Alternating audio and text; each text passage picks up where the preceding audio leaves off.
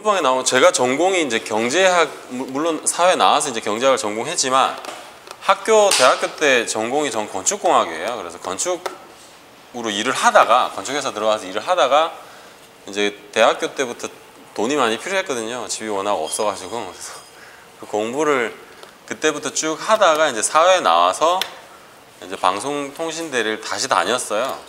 그래서 이제 본격적으로 이쪽으로 일을 하는 게 나한테 맞겠다 해서 이제 저도 이쪽으로 옮겼는데, 그러다 보니 이제 공부를 계속 해왔는데 자꾸 안 맞아요. 학교 책에서 배웠던 내용하고 현실하고 안 맞아요. 안 맞아서 그때부터 이제 그 전까지 계속 혼자 공부하다가요.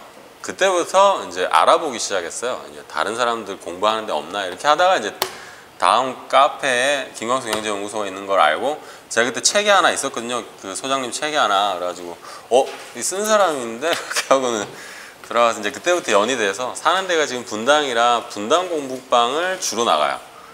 그래서 분당 공부방 지금까지 합쳐서 총 한 8번 정도 제가 지금 발제를 하는 것 같은데, 전문가는 아니고 저는 그냥 실무자고 아직도 배워가는 중이기 때문에 그냥 제가 아는 선에서 굉장히 제가 습자지 같은 지식들이에요. 그래서 굉장히 얄팍한 지식인데 제가 이해하고 알고 있는 내용들을 그냥 이런 자리에서 그냥 공유한다 이렇게 생각하시면 될 것 같아요. 그래서 와보셔서 아시겠지만 좀 분위기가 저희 공부방 자체가 좀 딱딱해요. 그래서 좀 이렇게 재밌게 유쾌하게 했으면 좋겠는데 다들 경제가 주제다 보니 좀 딱딱하셔서 오늘은 좀 아까 말씀드렸다시피 제가 알려드리는 내용이 그렇게 깊이 있는 내용이 아니거든요. 그래서 뭐 배우신다, 아까 다들 뭐 좀 배우러 왔다고 하셨는데 도움이 되실지는 장담 잘 못하겠습니다. 근데 최대한 제가 알고 있는 선에서 쉽게 설명드릴게요. 그래서 오늘 세금이란 무엇인가라는 주제로 제가 발표를 할 텐데요. 제가 지금 8번 할 동안에 소장님께서 다 뒤에 강의를 하셨어요. 그래서 저는 앞에 바람잡이를 한 30분 정도만 했으면 됐거든요.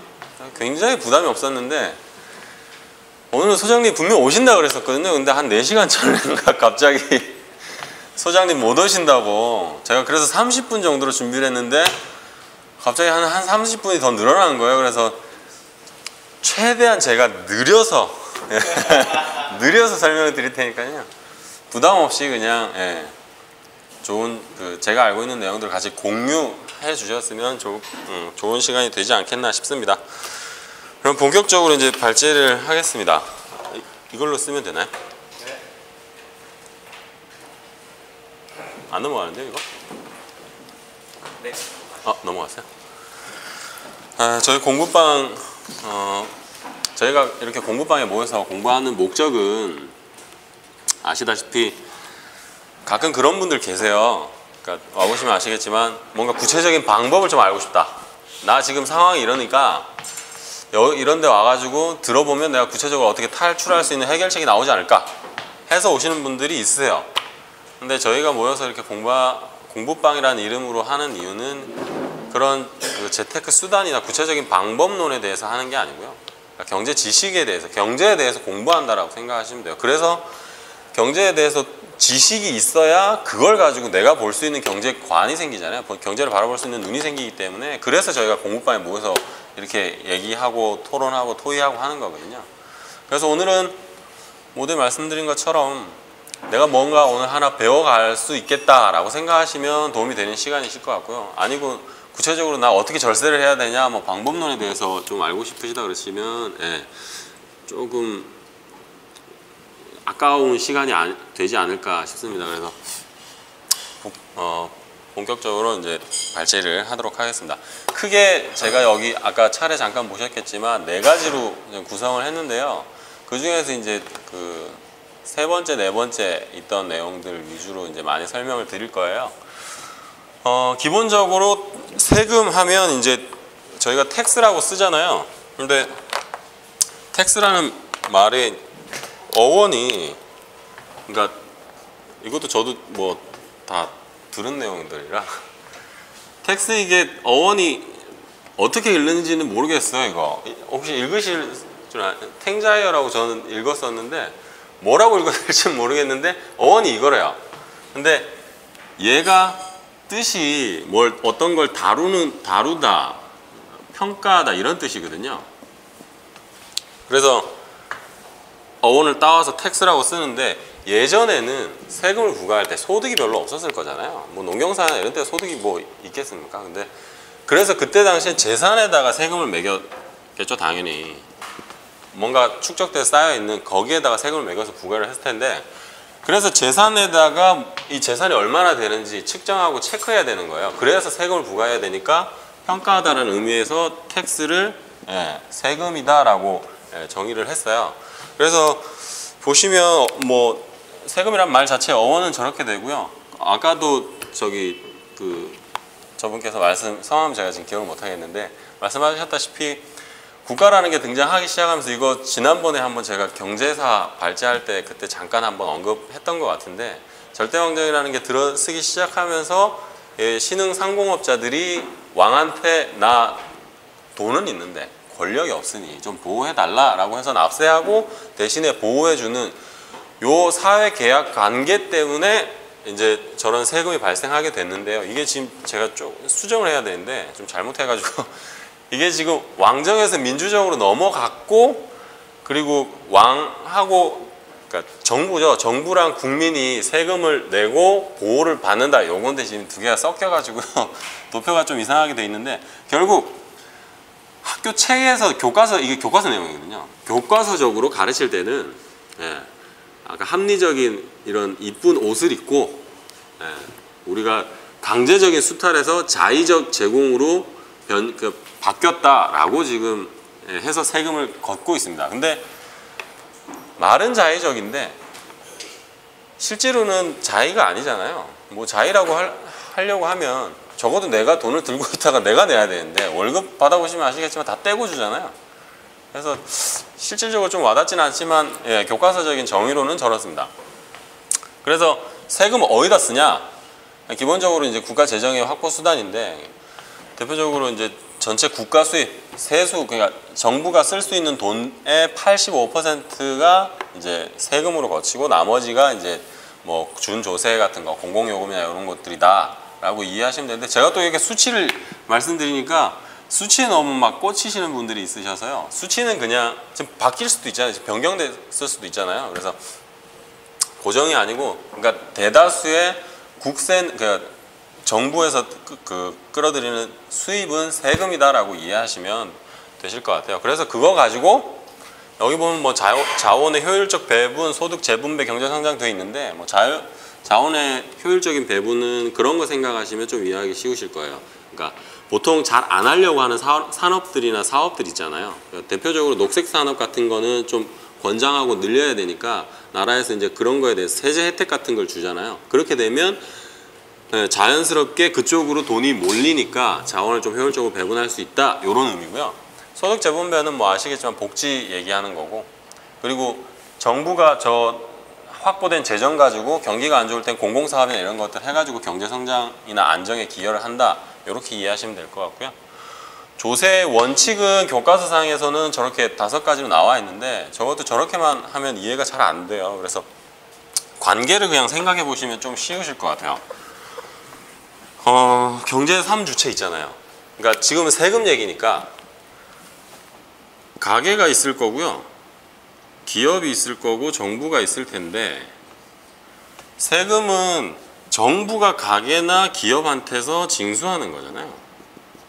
징수를 하는데 이 둘 관계 사이에 공평하게 당연히 징수를 해야 불만이 없겠죠. 근데 만약에 이걸 불평등하다고 느끼면 내는 사람 있죠. 가게나 기업이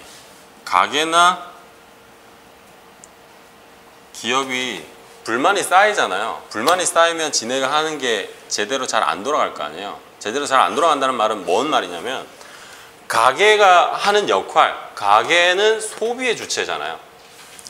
얘는 소비의 주체고요. 얘는 생산, 투자의 주체지 않습니까? 그래서 결국 불평등하게 되면 이게 문제가 생긴다 이거예요. 그러면 평등하게 해야 되니까 좀 투명하고 명확하게 해야 되지 않냐 이거거든요. 그러면 저기서 얘기하는 거 조세의 공평성은 이거 얘기하는 거고요. 이게 불평등하게 되면 소비나 생산에 지장이 생기니까 이게 경제적 효율성을 얘기하는 겁니다. 그리고 투명하고 명확하게 해야 되니까 정치적 투명성을 얘기하는 거고, 책임성을 얘기하는 거고요. 그리고 나머지가 징수를 하고 나머지 납세를 할 거잖아요. 요 두 개가 배가 배꼽보다 더 크면 안 되겠죠. 그러니까 세금 걷는다고 더 많은 재원을 쓰면 안 되니까 징세나 납세의 비용을 최소화하자 이거고요. 마지막으로 큰 틀에서 보면 경기가 안 좋으면 세금을 좀 덜 걷어야죠. 그래야 잘 돌아갈 거 아니에요. 그런 의미에서 이 5가지가 이제 조세의 원칙이 되는데요. 이게 학교에서도 이렇게 안 가르쳐줬어요, 저한테. 다 제가 지어낸 거거든요, 이거. 지어낸 건 아니고 이제 보다 보니까 그렇게 조합이 되더라고요. 그래서 조세를 걷는 원칙, 그 다음 목적에 대해서는 이렇게 이해하시면 될 것 같습니다. 두 번째는 세금의 분류랑 기본 개념인데요. 지금 뭐 세금에 대한 종류는 저렇게 나와 있는데 밑에 이제 세금에 대한 기본 개념 설명하면서 같이 설명드릴게요. 세금할 때 저 과세 표준이 이제 그 제일 처음 이해해야 되는 기본 개념인데, 과세 표준이 영어로 텍스 베이스입니다. 그러니까 세금을 떼는 기준이 되는 애들이에요. 그러면 이것도 그냥 생각해 보시면 좀 쉬운데요. 내가 생산을 한다. 아니 제가 그 직장을 다니고 있다라고 가정을 하면 월급쟁이지 않습니까? 그러면 제가 직장 다니면서 돈을 벌었겠죠. 그 돈 번 거 가지고 내가 필요한 생필품이나 이런 거 샀을 거 아니겠습니까? 사고 남는 거를 저축했겠죠. 그럼 세금은 딱 그 3가지에서 떼는 거예요. 첫 번째 소득, 내가 벌어들인 돈. 두 번째는 그거 가지고 제가 썼을 거잖아요. 썼으니까 소비에 대해서 세금을 떼고, 마지막은 내가 모아놓은 재산에 대해서 떼는 거죠. 이 3가지에 대해서 과표를 잡아요. 과세 표준을 잡거든요. 그래서 거기에서 세금을 떼는데, 만약에 내가 소득을 벌었는데 그게 국고로 들어간다 그러면 국세가 되는 거고, 정부로 들어간다, 재원으로 들어간다 그러면 지방세가 되는 거고요. 그리고 당연히 소득은 사람한테 매기는 걸 거잖아요. 그래서 소득세는 인세가 되는 거고, 물세는 물건 살 때나 이런 때 또는 재산세 이런 거에 다 부과되는 거잖아요. 그래서 소비랑 재산에 대해서 부과되는 게 물세가 될 거고요. 간접세랑 직접세는 이거 이렇게 이해하셔야 되는데요. 세금을 부담하는 사람이 있죠. 담세자가 있고요. 세금을 납부하는 납세자가 있는데, 이게 같다 그러면 직접세인 거죠. 부담하는 사람하고 내는 사람하고 같으면. 근데 이게 다르다 그러면 간접세가 되는 겁니다. 그래서 대표적인 간접세가 우리 소비세에 들어간 부가가치세 있잖아요. 부가세는 제가 마트 가서 물건 살 때 물건값 얼마고 세금 얼마예요 이렇게 주지 않잖아요. 그냥 물건값만 주는 거지. 그 안에 부가세 10%가 포함되어 있잖아요. 그래서 담세자는 소비자죠. 소비자인데 납부하는 사람은 기업이잖아요. 그래서 그런 경우가 이제 간접세가 되는 거고요. 종가세는 이제 가격을 매길 수 있으면 종가세가 되는 거고요. 가격을 매길 수 없는 것 같은 경우는 뭐 부피나 그 무게 같은 걸로 매기는 종량세가 되는 거죠. 두 번째 이제 세율인데요. 세율은 제가 옆에 그림으로도 그려놨는데, 그러니까 세금은 기본적으로 그렇게 매기잖아요. 그러니까 과세 표준에다가 세율을 곱해가지고 이제 세액을 산출할 텐데요. 얘랑 상관없이 이게 일정하다 그러면 비례세인 거죠. 비례세는 그래서 예전에 아까 말씀드렸다시피 재산에다가 매기는 거라고 매겼었다고 말씀드렸잖아요. 재산에다가 세금을 부과를 했었거든요. 그러면 그렇게 되는 거예요. 비례세가 그때는 그 공평하다라고 인지한 거죠. 왜냐하면 얘가 늘어나면 늘어날수록 얘도 늘어나잖아요. 그러니까 네가 많이 갖고 있으면 많이 내라 이렇게 됐는데, 이제 재산에서 소득으로 넘어오면서 약간 문제가 생겨요. 왜 문제가 생기냐 그러면 예를 들어서 제가 설명드리면, 자, 세금 구간이 이렇게 된 거예요. 1,000만 원 이하 사람은 10% 내라 소득에. 그리고 1,000만 원에서 2,000만 원 사이다 라고 하면 넌 20% 내, 이렇게 된 거예요. 비례세로 적용하면 이게 1,000만 원 0부터 1,000만 원 사이에는 소득과 과표랑 상관없이 세율이 일정하잖아요. 이것도 마찬가지고. 그러면 비례세로 계산을 하게 되면 A라는 사람은 1,000만 원을 벌었다고 가정하고요. B라는 사람은 1,100만 원을 벌었다고 가정을 하면 A라는 사람은 10% 여기에 들어가니까 100만 원만 내면 되잖아요. B라는 사람은 여기에 해당되잖아요. 20% 내야 되잖아요. 그래서 220만 원을 내야 되는 거죠. 근데 얘랑 얘 차이가 100만 원밖에 안 나잖아요. 소득은 100만 원밖에 차이 안 나는데 세금을 120만 원 더 내래요. 불공평하잖아요. 100만 원밖에 안 냈는데 세금을 120만 원 더 내래요. 그래서 이걸 이렇게 나눈 거예요.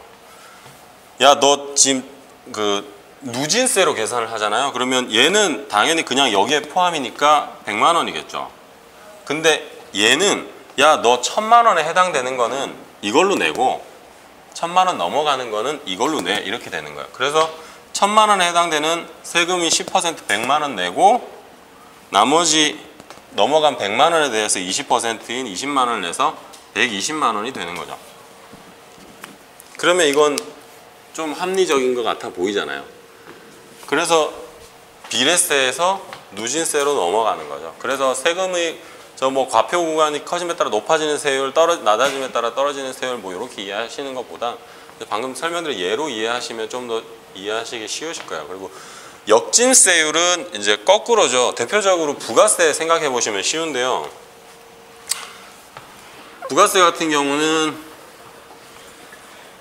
예를 들면 부가세 설명드리려면 그걸 하나 이해하셔야 되는데 소비 성향이라는 거 아시죠? 모르시나요? 그냥 뭐 오늘 소장님 없고 강의 좀 길게 해달라고 했으니까 그냥 다 설명 좀 아시는 분들은 그냥 뭐 복습한다 생각하시고요. 모르시는 분들은 그냥 이해하시면 될 것 같아요. 소비 성향이라고 하는 게 내 벌어들인 소득 대비해서 얼마나 쓰냐 요거거든요. 그럼 이거는 당연히 부자보다는 가난한 사람들이 높아요. 왜냐하면 소득이 작기 때문에 벌어들이는 거 거의 다 쓰거든요. 그래서 만약에 A라는 사람은 월 100만 원 벌어요. 근데 B라는 사람은 월 1,000만 원씩 버는 거죠. 그러면 A라는 애는 예를 들어서 소비 성향이 0.8 정도고 B라는 애는 0.4 정도라고 가정을 하면 얘는 100만 원 벌어서 80만 원 쓰죠. 소비에 쓴다고요. 얘는 1,000만 원 벌어서 400만 원 쓸 거 아니에요. 그러면 소비에서 썼으니까 당연히 부가세 붙겠죠. 부가세, 얘가 부담하는 부가세는 쓴 거의 10%라고 가정하면 8만 원 내잖아요. 근데 이 사람은 40만 원 내죠. 그러면 버는 것 대비해서 내고 있는 부담하고 있는 세금 비율이 얘는 8%예요. 근데 얘는 4%잖아요. 1,000만 원 벌어서 40만 원 내고 있으니까. 소득이 더 많은데도 불구하고 소득 내는 비율이, 그러니까 세금 내는 비율이 떨어지는 거예요. 역진적인 구조가 형성되는 거죠. 그래서 소비세가 소비세를 더 올리면 안 된다, 부가세를 자꾸 더 올리면 안 된다, 역진적인 구조를 가지고 있다라고 하는 게 이것 때문에 그렇거든요. 그냥 거꾸로 가니까. 그래서 소득의 불평등을 갖고 올 수 있다 이렇게 얘기를 해요. 그래서 세율에 대한 조 세 가지는 지금 방금 제가 설명드린 이대로 이해하시면 조금 수월하지 않겠나, 이해하기 좀 쉽지 않겠나 싶습니다. 너무 조용하니까 제가 좀 부담스럽네요. 이게 뒤에 소장님 가연이 있으면 제가 굉장히 부담 없이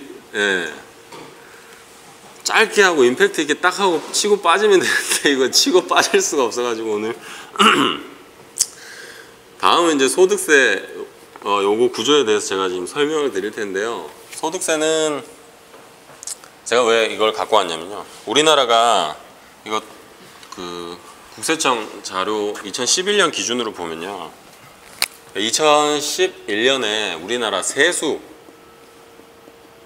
세수가 총 192조 4천억이었대요. 근데 이 중에 소득이 한 42조 정도 되고요. 그 다음에 법인세도 44조 정도 되고요. 그 다음에 부가세가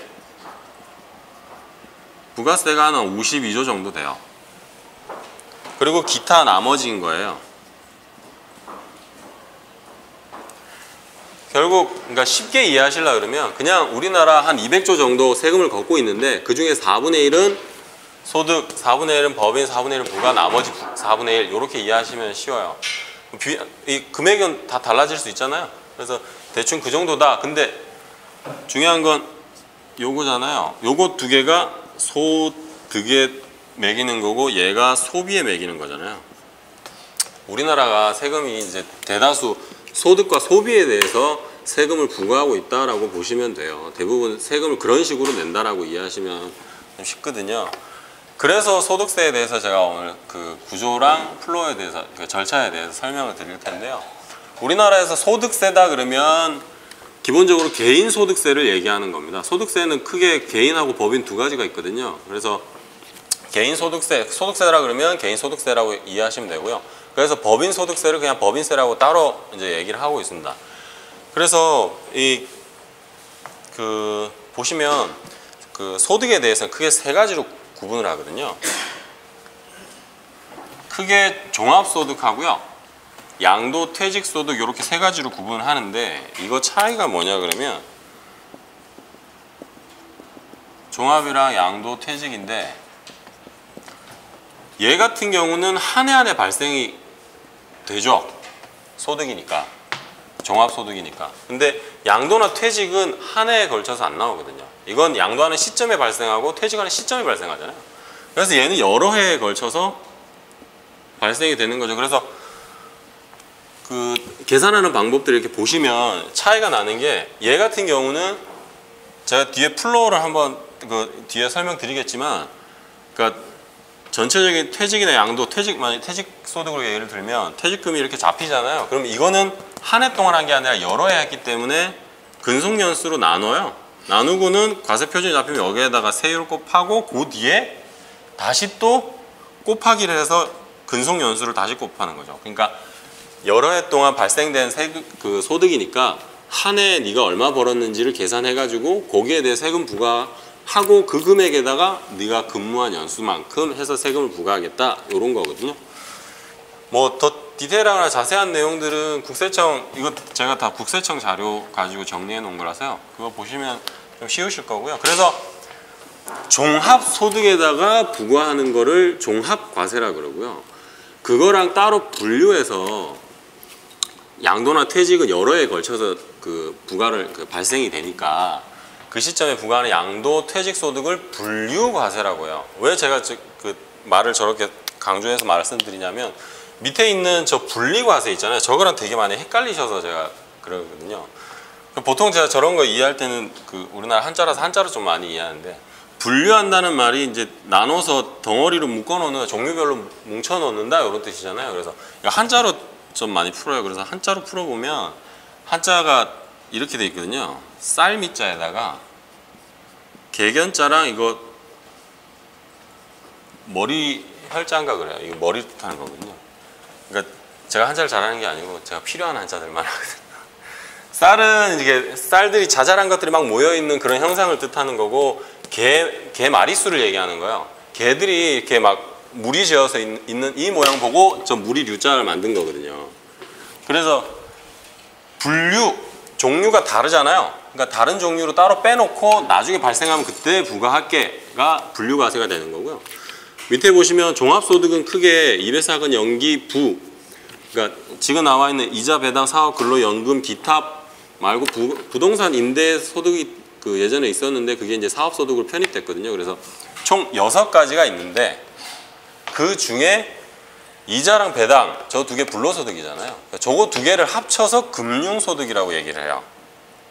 그래서 이번에 정부 바뀌면서 제일 먼저 했던 것 중에 하나가 저 금융소득에 대해서 쟤는 따로 분리시켜서 따로 떼내서 종합소득에서 따로 떼내서 세금을 부과했거든요. 4천만 원 이하까지.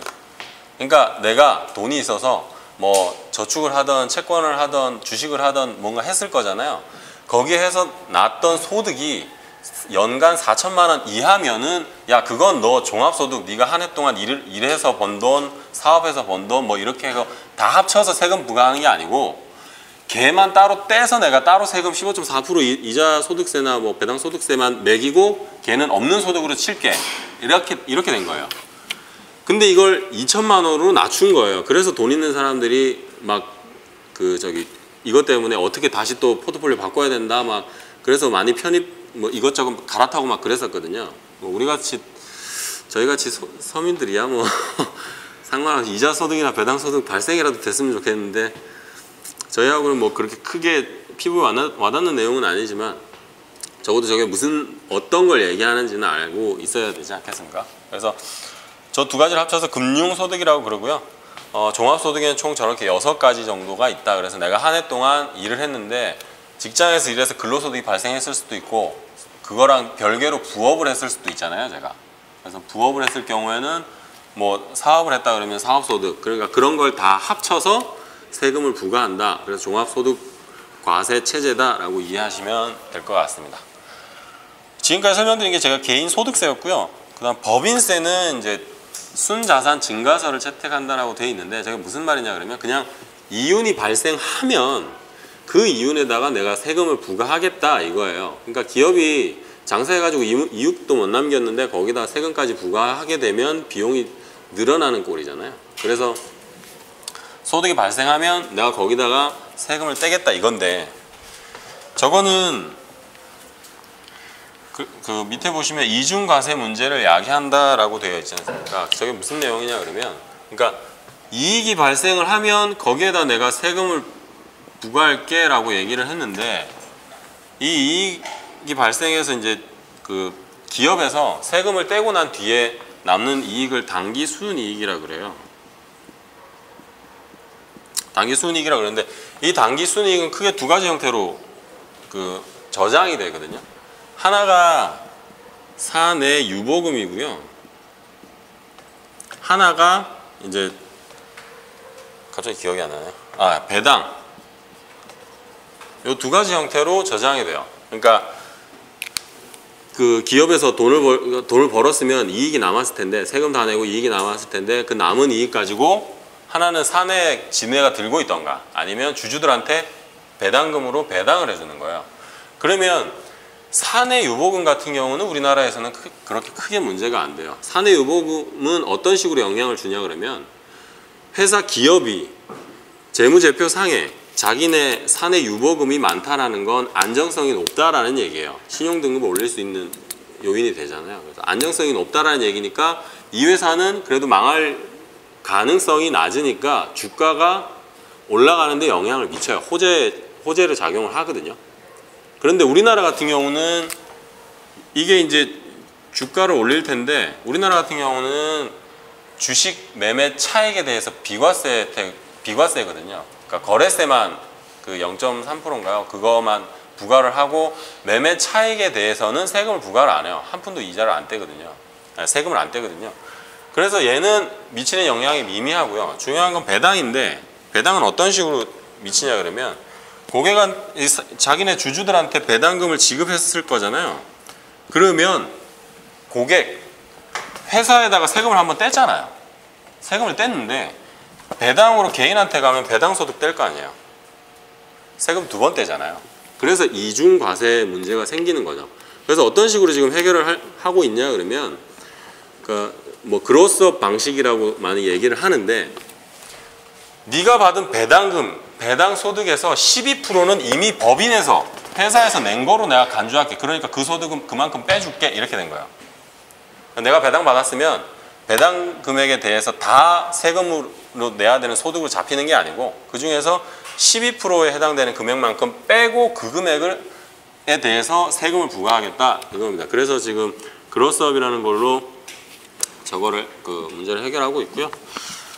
그래서 기본적인 소득세, 개인 소득세랑 법인세에 대해서 제가 설명드렸고요. 마지막으로 이제 종합소득세에 대한 계산 절차인데요. 이거 국세청에 있는 자료입니다. 그대로 있는 자료니까 혹시나 안에 더 디테일한 내용이 궁금하시다 그러시면 거기 가서 들어가셔서 찾아보시면 다 쉽게 설명되어 있으니까요. 더 필요하실 텐데 이건 종합소득에 대해서는 아까 말씀드렸던 6가지 소득이 있잖아요.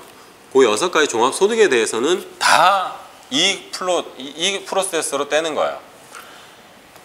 기본적으로 종합 소득이 있을 거예요. 이 사람이 한 해 동안 사업을 했든 뭐 주식 투자를 했든 뭘 했든 해가지고 이 사람이 벌어들인 총 종합 소득이 있을 텐데, 그 종합 소득에서 적어도 야, 너 이거 이 돈 번다고 들어갔던 비용은 내가 빼줄게 해서 제일 먼저 빼는 게 필요경비거든요. 그래서 필요경비에 뭐 근로소득자면 근로소득 공제를 해주고요. 비과세 혜택 같은 것들이 다 저기에서 빠지는 거예요. 경비에서. 경비 처리를 해서 빼고 나면 이제 종합소득액이 되는 거죠. 그럼 그 종합소득액에서 소득공제가 들어가요. 거기에서. 그래서 기본적으로 내가 소득을 다 벌었으면 얘를 나 혼자 쓰는 건 아니잖아요. 나 혼자 쓰는 거 아니고 뭐 가족들하고 같이 부양해서 쓸 수도 있고 하니까 기본적으로 인적공제가 들어가는 거죠. 그래서 기본, 추가, 뭐 특별 이렇게 해서 인적공제, 거기다 뭐 교육비나 보험료나 여기서 다 소득공제로 빼주는 거예요. 그리고 결정되는 과세 표준에다가 세율을 곱하거든요. 저희 나라는 누진세 적용하잖아요. 6%부터 38%까지 소득금액, 그러니까 1,200만 원, 4,600, 8,800, 3억, 3억 초과 이렇게 해서 6, 15, 24, 33, 38 이렇게 해서 세율을 부과하고 있어요. 그래서 누진으로 아까 말씀드렸던 제가 누진 계산하는 방법 알려드렸잖아요. 그 소득 구간이 넘어가는 금액에 대해서만 그 구간을 넘기는, 누진으로 해서 그 세율을 적용하고 있고요. 그렇게 해서 산출된 세액, 그 세액에다가 다시 한번 세액 공제라는 걸 해줍니다. 그래서 기본적으로 뭐 장부 작성 잘 한다 그러면 기장세액 빼주고, 근로소득 세액 빼주고, 뭐 정치자금 같은 거 저런 거 우리야 뭐 낼 일이 거의 없지만 저런 것들을 빼줘서 최종적으로 결정되는 게 결정세액이거든요. 그러면 주로 이제 월급쟁이, 그러니까 근로소득이 있으신 분들은 매달 월급을 받으시잖아요. 그래서 매달 소득세를 떼고 주죠. 3.3% 원천 징수하는 겁니다. 원천 징수해서 먼저 떼죠. 그래서 연말 되면 이 사람이 실질적으로 얼마를 벌었나 이게 결정되지 않습니까? 그래서 매달 뗐던 거 기납부한 세액하고 결정된 세액하고 비교하는 거예요. 비교해가지고 이 사람 더 많이 냈네 라고 하면 돌려주는 거고요. 좀 적게 냈는데 라고 하면 더 걷는 거예요. 그래서 계산하는 게요, 결정세액에서 빼기 기납부세액이에요. 그러니까 결과가 마이너스 값이 나와야 내가 돌려받는 거예요. 근데 가끔 이렇게 계산하시다가 마이너스 나와서 이거 내가 토해내야 되는 거 아니냐라고 물어보시는 분들 때문에 제가 말씀드렸고요. 그럼 이거 가지고 현재 박근혜 정부 들어서면서 하고 있는 세금에 대해서 어떤 식으로 증세를 하나. 박근혜 정부가 하고자 하는 바가 복지잖아요. 지금 복지를 하려고 그러니까 세금이 더 필요하잖아요. 근데 그 증세를 할 수는 없으니까 이걸로 살펴보시면, 따져보시면 쉬워요. 제일 먼저 세금을 더 거들라 그러면 저기 있는 소득 자체를 높여야죠. 얘 자체를 크게 키워야 될 거 아니에요. 얘 자체를. 얘를 크게 키워야 얘도 커지겠죠. 기본적으로. 그러면 소득을 높여야 돼요. 소득 높이려고 하니까 대표적으로 지금 하고 있는 게 지하경제 양성화래요.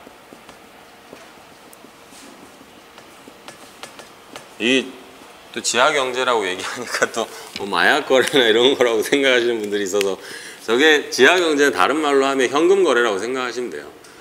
현금으로 주고받고 하면 안 잡히잖아요, 전산상에. 그러니까 지하경제가 우리나라가 한 15% 정도 비율을 차지한대요. 전체 경제 규모에서 한 15%가 지하경제인데, 그러니까 떡볶이 사 먹고 현금 내시지 카드 결제나 이런 거 안 하시잖아요. 그러니까 카드로 결제한다라 그러면 다 잡히는 거예요. 근데 그게 아닌 것들, 뭐 다른 예로는 이제 여자분들 많이 하시는 성형외과나 이런 데 현금으로 하면 뭐 싸게 해주고 막 그러잖아요.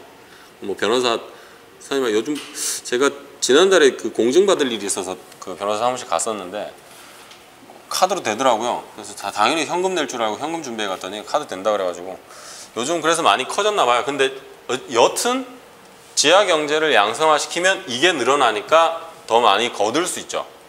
두 번째는 걷는 사람을 더 늘려야죠. 그래서 과세 기반 확대한다 이랬잖아요. 그래서 대표적으로 했던 게 종교인 과세였거든요. 종교인들한테도 이제 세금 걷겠다라고 들어간 거고요.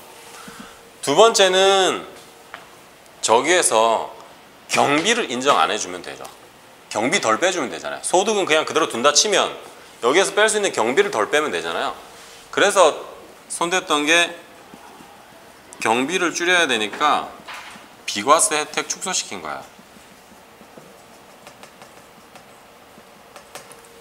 비과세 혜택 대표적으로 지금 그 거치형, 특히나 보험사에서 비과세 혜택을 많이 얘기해가지고 광고하고 가입하고 이랬었거든요. 보험사에서 지금 일시 거치형으로 이제 2억 초과되는 거, 전 보험사 다 합산이에요. 합산해가지고 2억이 초과되면 거기에 대해 세금을 비과세 혜택 주지 않겠다라고 했거든요. 그래서 그냥 분할로 그냥 매달 조금씩 내시는 거는 상관없는데, 그러니까 비과세 혜택 축소하겠죠. 그러면 경비에서 빠지잖아요. 그러니까 빠지는 금액이 줄잖아요. 비과세 혜택을 축소시켰으니까 안 잡히는 것도 늘어나죠. 세 번째는 여기 보시면 세율 제가 빨간색으로 해놨잖아요. 제가 해놓은 게 앞에 보시면 세율은 곱하는 거잖아요. 덩어리가 큰 상태에서 곱하면 나오는 게 크잖아요. 그러니까 덩어리를 줄여놔야 되는 거예요. 그래서 사람들 소득공제를 받으려고 막 그랬었거든요. 근데 소득공제를 세액공제로 바꿨잖아요. 야, 여기서 덩어리 더 줄이지 마 이렇게 된 거야. 그래야 곱하기 해가지고 나오는 산출세액에서 그때 내가 빼줄게 이렇게 된 거거든요. 그러니까 여기에서 이렇게 넘어간 거예요. 그러면 세금 더 거둘 수 있잖아요.